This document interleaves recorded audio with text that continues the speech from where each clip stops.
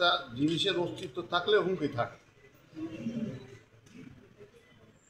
আমরা হুমকি মনে করব না, এটা সবসময় এরকম বিভিন্ন রকমের সমস্যা আসবে, সেগুলো আমাদের মোকাবেলা করতে হবে।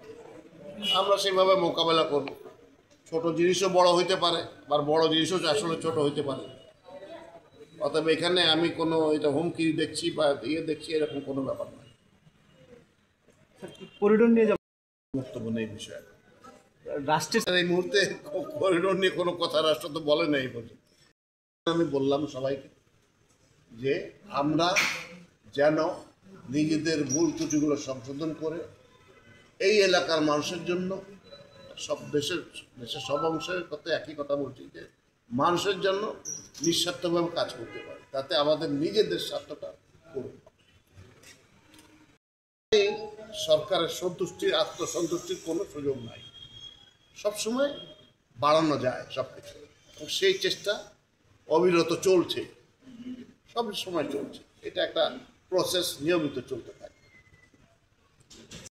দিন উন্নতি করছে।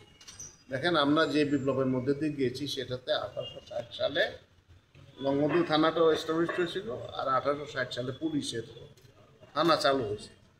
তখন থেকে নিয়ে দিবারাত 24 ঘন্টা থানার দরজা খোলা থাকে। এই জুলাই 24-এ আইসা এটা বন্ধ হয়ে গেছে।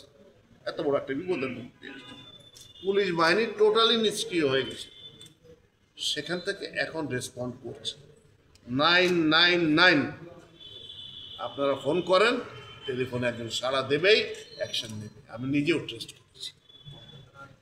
আমরা চেষ্টা করছি প্রতিনিয়ত, এই যে আমার যে সফর, এটার অন্যতম উদ্দেশ্য সেটা।